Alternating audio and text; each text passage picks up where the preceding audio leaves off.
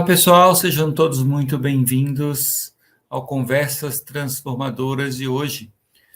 O Conversas Transformadoras é um espaço de diálogo sobre como podemos efetivamente transformar a educação e o aprendizado. Sabemos que a necessidade de aprender cresce a cada dia e que novos desafios batem à nossa porta. Assim, enquanto profissionais de educação, nós não podemos ficar parados. E o Conversas Transformadoras é um chamado à compreensão das ações de transformação reais do aprender, principalmente das transformações escaláveis e portadoras de futuro. E aí, vamos realmente transformar a educação? Nosso bate-papo é para isso. E hoje a gente vai bater um papo sobre gestão do aprendizado. Eu tenho a honra de ter aqui comigo para essa conversa a Lilian Neves, que é diretora executiva do ILITO. Então, Lilian. Oi, Lilian, seja muito bem-vinda. Olá, Robson. Muito Tudo bom estar bem? com vocês aqui nessa conversa que transforma, né? Exatamente. Eu já apresentei você como diretora executiva do ILITO e que a gente vai falar sobre gestão do aprendizado, uma especialidade sua. Então, eu queria que você se apresentasse um pouquinho e logo depois de se apresentar, falasse um pouquinho do que é gestão do aprendizado. É bem importante esse tema e agradeço por ter essa oportunidade de dialogar com vocês. O ILITO é uma iniciativa tecnológica para apoiar as escolas nesse desafio de acompanhamento de quem é que já aprendeu o quê dentro do processo de formação. A formação humana, por óbvio, não se resume ao que é possível ser medido, né? Ela é muito mais complexa, ela tem diversas dimensões, cognitivas, socioemocionais, corporais, que nem tudo passa pelo processo de avaliação. Mas aquilo que for possível, a gestão do aprendizado Mas você não se é apresentou ainda, até onde eu tem entendi. isso? Ah, Primeiro então você vai se vamos lá. apresentar. Quem é Lilian Neves? A Lilian é uma educadora, já estou há 30 anos em educação, transito muito pelas áreas de gestão educacional, escola básica, ensino superior, e tive essa iniciativa de aportar tecnologia no processo por aprender e por compreender que muitas dessas formas de acompanhar o desenvolvimento de cada um acontece ainda de forma artesanal, sim, com muita competência humana, mas ainda com pouco processo automatizado, né, ou com pouco apoio da tecnologia para essa função tão nobre da educação. Tá aí na sua vida, na vida da Lilian, como é que foi esse processo desse estralo acontecer, né? Porque realmente é muito manual hoje ainda, é muito artesanal, como você colocou muito bem, mesmo com algumas tecnologias que estão por aí, e você já tinha um background tecnológico, você é programadora, você é gestora de TI, etc. Ou não, você vinha mesmo da educação, fortemente da educação, e dali, como é que foi esse estralo que você falou, não, alguma coisa tem que mudar e eu tenho que fazer alguma coisa? Por muitos anos eu cuidei do registro acadêmico da Uhum. educação básica e superior. E transitava nesses grupos. Na educação básica é muito comum nós reconhecermos os grupos por grupos administrativos e pedagógicos. Uhum. Então, no administrativo, apesar das funções não serem só propriamente da administração em si, também tangencia o processo pedagógico, mas são cargos de direção, de mantenedores, de diretores de unidade ou de redes. E nessa equipe transitam também os coordenadores pedagógicos, que é onde estritamente se tem um acompanhamento continuado dos processos de aprendizagem. Os professores, então, hoje, né, narrando um pouquinho essa nossa escola tão clássica e que todos já passaram por ela, acredito.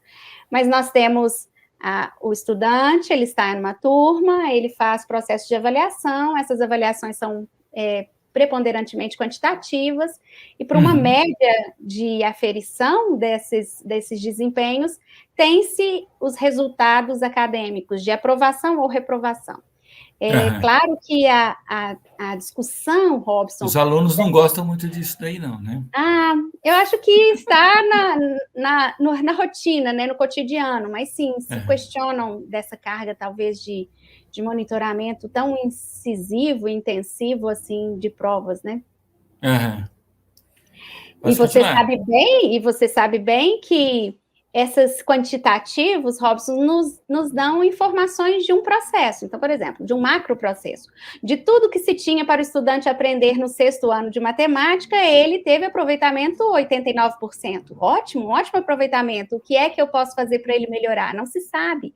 Há um gap de notícias acerca do que é que ele deu conta e o que é que ele poderia se tornar melhor, porque às vezes a gente só está prestando atenção em quem não foi aprovado e os níveis de resultados até sofríveis, né, de um processo de defasagem que se agrava.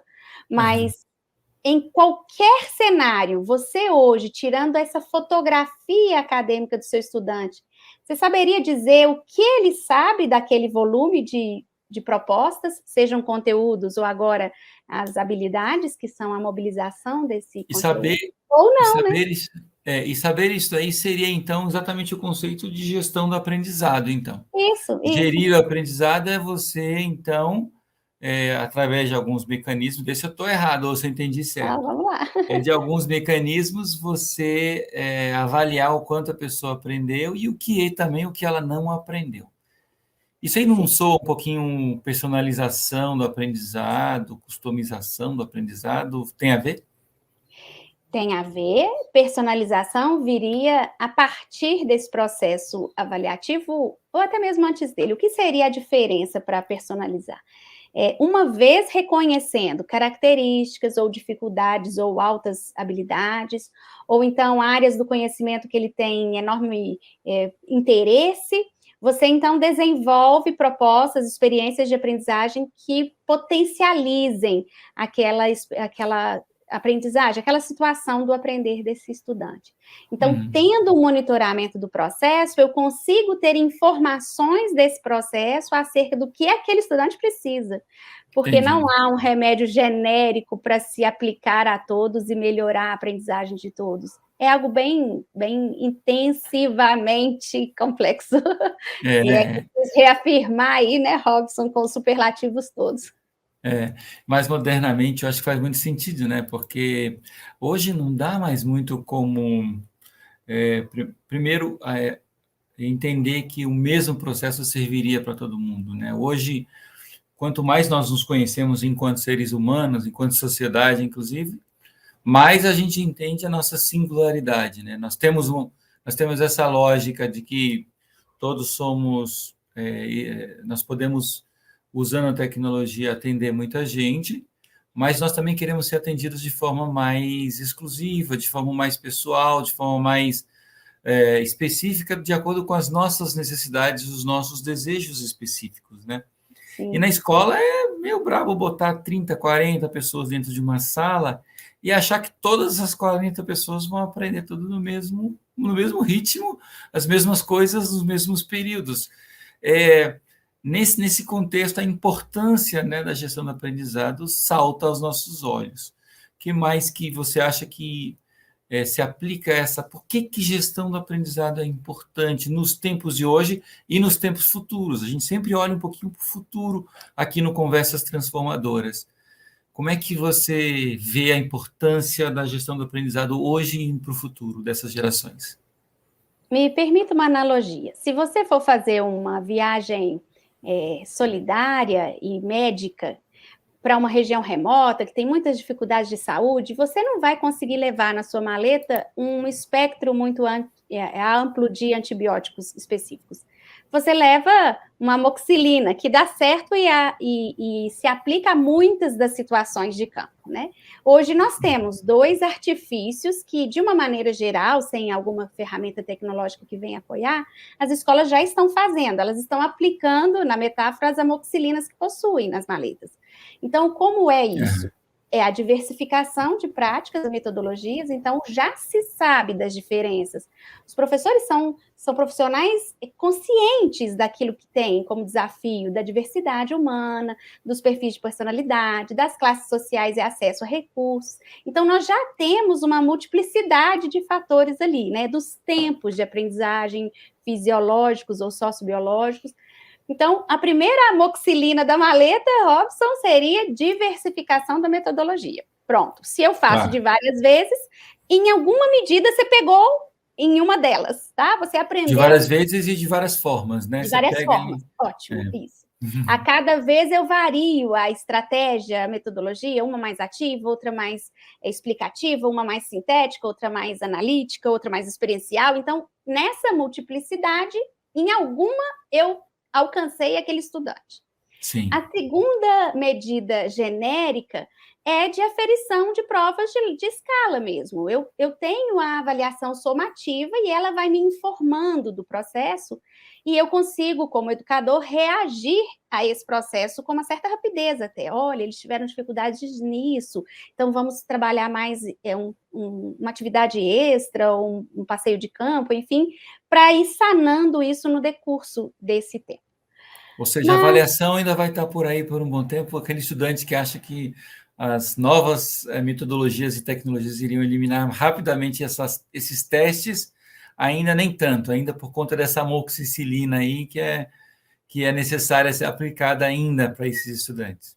Então, eu vou abrir um terceiro remédio que ficava guardado assim na maleta, Robson, só para algumas eventualidades, que é a capacidade que a escola já possui, se ela já possuir, que esse conhecimento já é amplo e já tem sido debatido há muito tempo, que é a de metodologias por projetos. Então, os projetos de investigação têm dois tipos, por temas ou por problemas.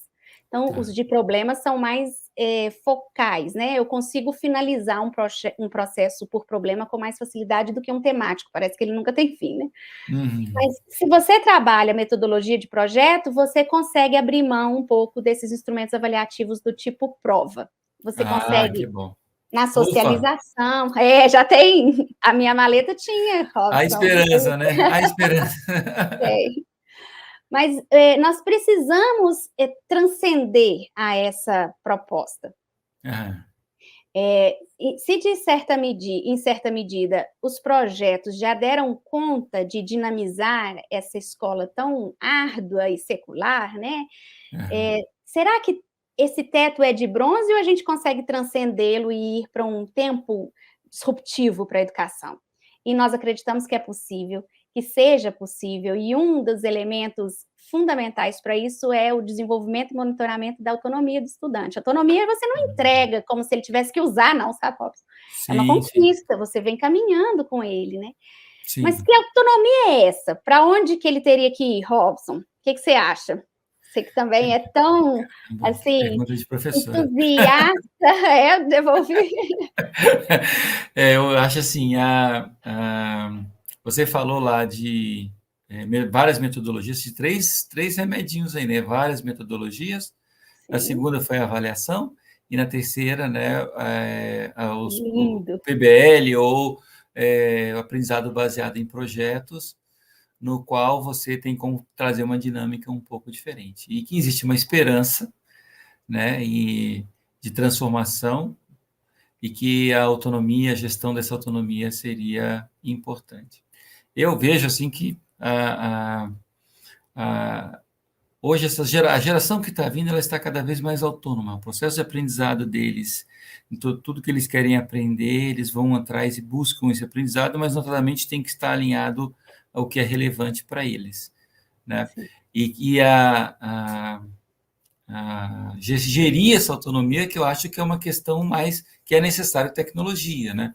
E é necessário também você escalonar isso para que você entenda os níveis de autonomia que aquele estudante possui, porque da mesma forma que aprender outras coisas, nem todo mundo vai desenvolver autonomia da mesma forma. Mais ou menos por aí? Perfeito, acho que você já tem que vir trabalhar comigo no Elito, Robson. Vai ser uma honra. Mas veja só, que nós estamos dizendo de potencialidades, né? Imagine você se a escola hoje consegue acompanhar esse processo, tendo como pano de fundo, como enquadramento desse cenário, o próprio currículo, que são as metas de aprendizagem, são os nossos alvos, né? Quando a gente fala de objetivos, é algo que eu desejo alcançar, são os objetivos de formação. Então, se eu tenho o rol de habilidades formuladas em processos de objetivos alcançáveis e tenho um processo que pode ser monitorado à medida que os estudantes aprendam, por que é que não podemos deslocar esse estudante do seu processo de aprendizagem dentro de uma sala de aula com ritmo pré-programado? Quais são as aprendizagens que ele pode ter na sua organização pessoal, na sua autonomia, que também não mereça ser evidenciado nos acompanhamentos do professor? Então, gestão de aprendizado é, sim, acompanhar o que acontece em sala, porque a gente não vai se ver livre dessa estrutura, né? A escola é um espaço bom para aprendizagem, eu chamo de espaço privilegiado, né, que tem potencialidades, interlocutores, trocas, o saber se constrói na coletividade, então esse é um lugar muito bom de se estar, mas também de um monitoramento dos desempenhos individualizados. Você, como educador, Robson, imagine tendo esse panorama do que é que todos têm que saber, porque a BNCC não é da escola, é de cada estudante. Cada estudante tem que alcançar aqueles direitos de aprendizagem. É um direito, nós estamos falando de direitos do cidadão, né? Então, você tem que ofertar essa oportunidade. É isso mesmo. Maravilha. Então, assim, o estudante, os espaços de aprendizagem também se transformam quando você ganha esse poder de gerir ou de fazer a gestão da aprendizagem desses estudantes. Além da questão da autonomia, além da questão da personalização, entra também, então, esses espaços que eles sobrepujam em muito a sala onde, ou esse espaço de aprendizagem, que hoje é muito explorado. Hoje esses estudantes, né, eles são acomodados dentro desses espaços e ali é que se dá uma grande parte do processo de aprendizagem desse estudante. Mas existe, então, abre-se uma possibilidade de outros espaços, uma vez que você enxerga o que ele está aprendendo e a autonomia que ele está ganhando, ou não, né? Porque você também gerencia esse aprendizado da autonomia, quando você gerencia o aprendizado. É isso mesmo? E aí você expande esses espaços? Sim, expandimos várias coisas. Primeiro que o espaço, a gente já teve uma amostra, né, aí desse período de pandemia, que a escola conseguiu reagir no tempo e espaço. Os assincronismos e os meios digitais já protagonizaram isso. Mas se eu tenho um espaço na cidade e ele é promotor de insights, imagine, você vai estudar a história do Brasil em Petrópolis, apesar de a gente ter tido algumas perdas ali, né, por conta de manutenção dos museus, mas imagine você ir para um ambiente que aquele ambiente te inspira aquelas microgêneses da aprendizagem, como vai dizer Vygotsky, né? Ele te ajuda no insight, na compreensão viva, real, significativa. Ah, mas não é possível conhecer de neve se meu país é tropical, ou vice-versa? Sim, não estamos dizendo que terá que ser naquele espaço. Pode ser dentro da sua casa, dentro da sua biblioteca, de acordo com a sua organização de estudos. Ah, Lília, essa realidade está muito distante da escola, já ouvi isso, Robson. E os estudantes, se não tiver um professor perguntando se ele não fez atividade, se não vai ter uma troca, né, aí na fase da adolescência, em termos de valorização daquele esforço, eles não fazem. Então, a gente tem um desacreditar, né, por algumas experiências, e um acreditar, talvez tangenciando a utopia, mas nós já vimos isso acontecer em outros espaços internacionais e é bem possível, sim, de acontecer aqui também. Maravilha. Então, a gente já entendeu o que é a gestão da aprendizagem, né? Já falamos até de alguns passos aí dessa gestão da aprendizagem. Ela é possível ser feita sem o uso de tecnologia, com tecnologia muito melhor, tecnologia da informação propriamente dito, bancos de dados e outros, computação em nuvem e outras coisas. Como é que é esse processo técnico, efetivamente? Ou seja, como que um professor que hoje dá aula numa escola consegue melhorar a gestão do aprendizado dos estudantes que estão sob a sua tutela, sob o seu cuidado? Sim, é possível fazer sem tecnologia. Tecnologia é ferramenta. Hoje é possível você conversar à distância, mas com um celular fica muito mais fácil. Então, ela vai vir não só como ferramenta, mas também como linguagem, e tão logo acredito eu, para a educação como inteligência artificial também. Mas vamos colocar esse professor hoje, que queira fazer essa gestão do aprendizado dos seus estudantes. É possível? Isso. Sim. É um esforço, tá, Robson?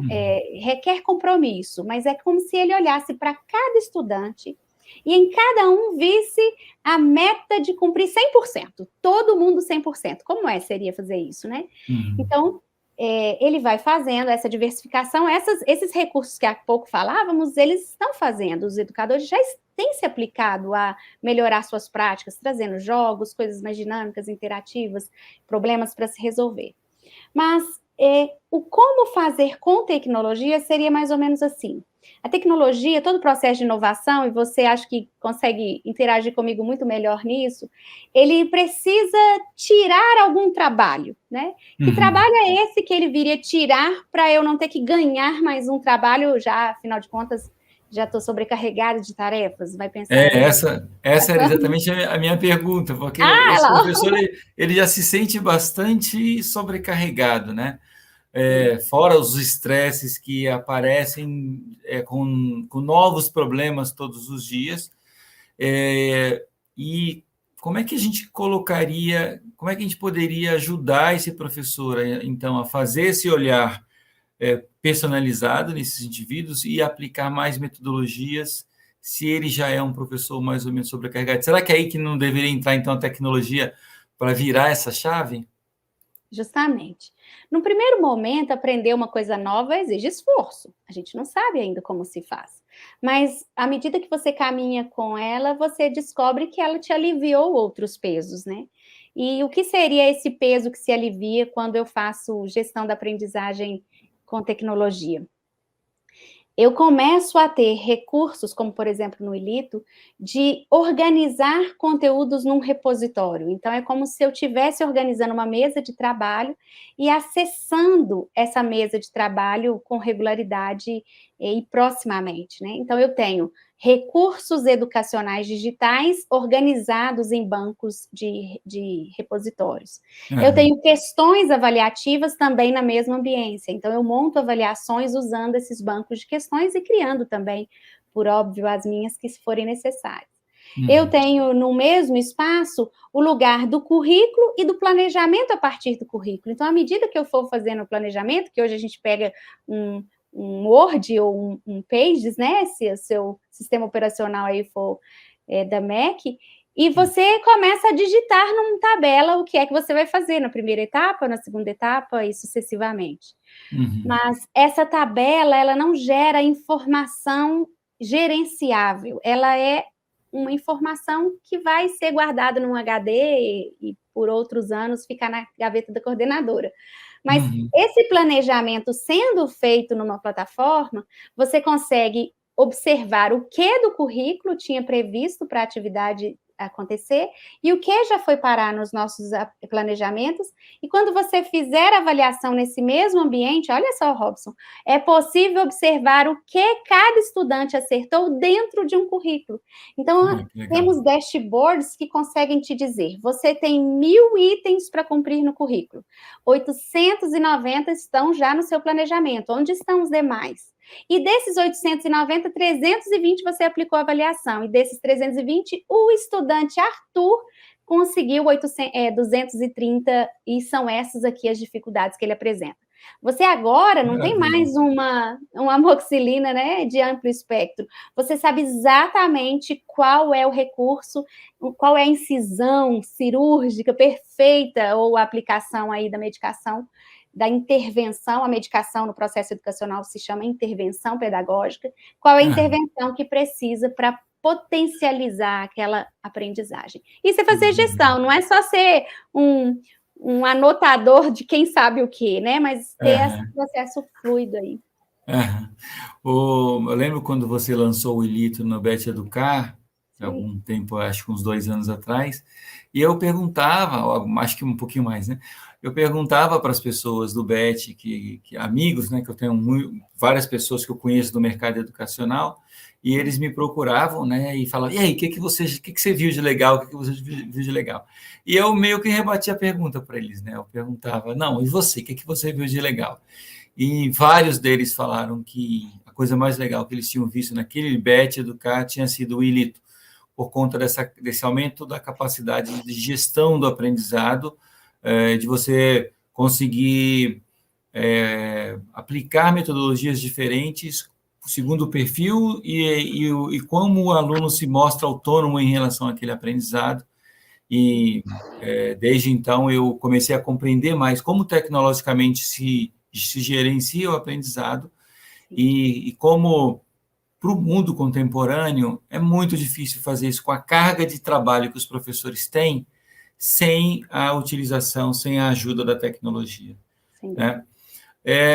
Sabedores disso, então, já indo para o final do nosso bate-papo, que conselhos que você dá para um professor, para um gestor público da educação em relação a esse conhecimento? Porque da feita que a gente já sabe agora que existe gestão do aprendizado, que ela é possível, e que é possível fazer uma gestão do aprendizado ainda economizando tempo de professores através do uso de tecnologia, que recomendações, o que você falaria para esses professores, gestores, coordenadores pedagógicos, gestores públicos de educação, em relação à gestão da aprendizagem?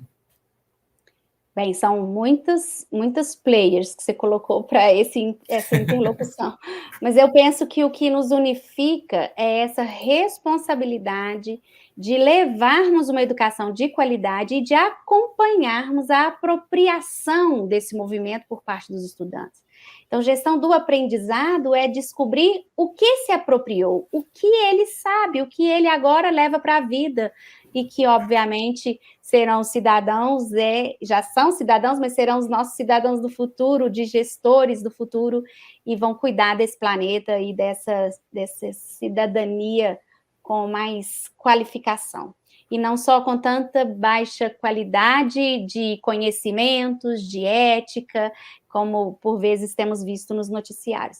Educação é muito nobre, Robson, e acompanhar quem já se apropriou para poder apoiá-lo a partir das intervenções de redução sistemática de defasagens é o desafio ainda mais pós-Covid, sem dúvida. Maravilha, Lilian. Gostaria de agradecer muito a sua participação hoje no Conversas Transformadoras. Pois é, pessoal, o nosso encontro, nosso Conversas Transformadoras de hoje terminou aqui. Você pode ter acesso ao nosso acervo de conversas e outros conteúdos no site do Instituto Significare. Para isso, você tem que acessar o www.significare.org.br. Então, nós aprendemos muito hoje sobre transformação da educação através da gestão do aprendizado, do uso de tecnologias, e de que isso, sim, é perfeitamente possível. Um abraço e até a próxima. Um abraço, pessoal.